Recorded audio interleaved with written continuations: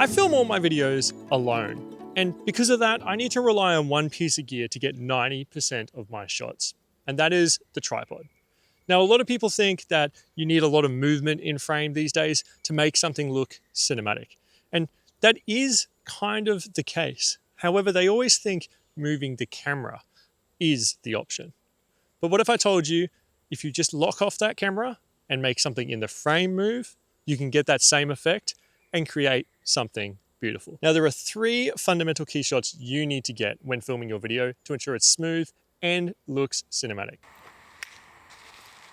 Now, those 3 shots are going to be your wide, your medium, and your close-up. And once you get those 3 key shots, you'll have a video that's seamless and smooth.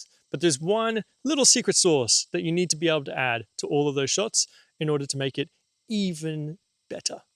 And you might have already spotted it, but I'll explain it in this video. Wide shots set up the scene. They show you where you are and make your video feel bigger than just you.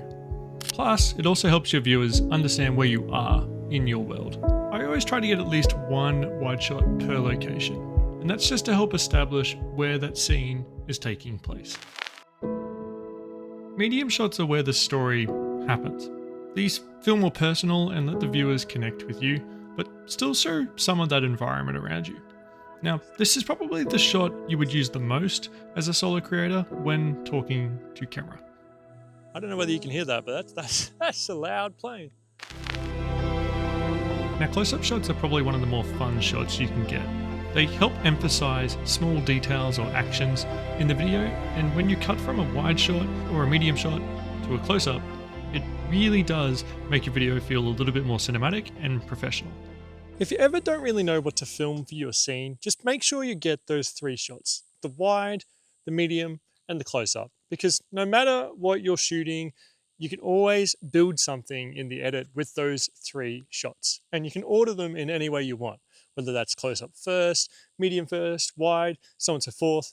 But generally speaking, if you're introducing a new location, start with the wide, and if you're trying to detail something or highlight an object to someone, use a close-up to highlight that object. Now, I don't know whether you've picked up on it yet, but something makes all of these shots work so seamlessly, and that is motion.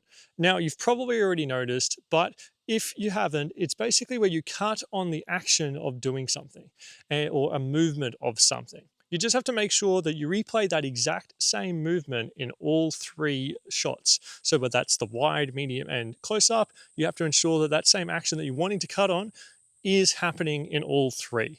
Now, you can do multiple different motions or actions in all 3, so that way you have some options, such as like taking a step or walking or drinking from a bottle or closing a door or multiple of those things all in the same shots.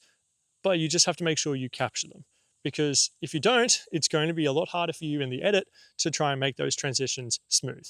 Now, you don't have to have that, but it does just add that little bit of an extra secret sauce in your videos for making those transitions look really seamless and smooth.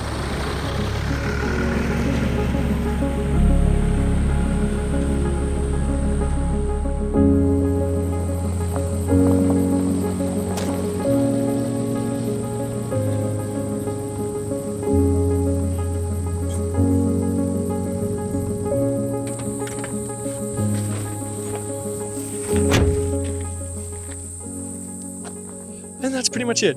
So that's why you don't really need anything fancy to get a nice cinematic sequence of videos. Just use a tripod, use that medium, wide, and close-up shot sort of format, and you'll be able to build something in the edit to make a nice cinematic sequence. And don't forget about the cutting on the action or the movement. That will help you tie those different sequences or the different shot angles nicer together and ultimately make a better video.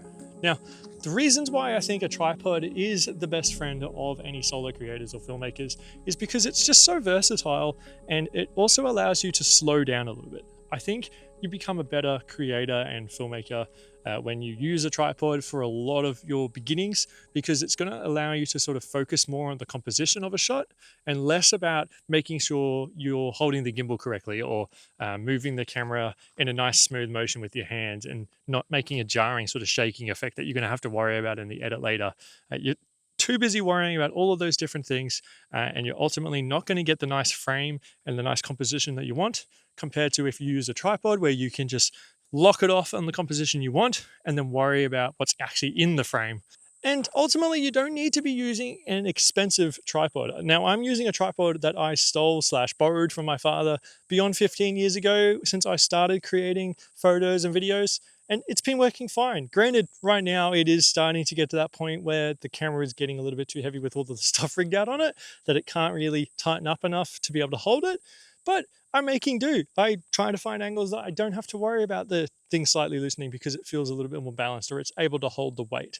And that's just what you need to do when you're on a budget and you're a creator. You just need to compromise a little bit on your gear in order to practice the creation and the art of filming. And that's just all part of being a creator and a filmmaker. And if you enjoyed that video, guys, please let me know down in the comment section below and hit the like button. It really does help me out in the algorithm.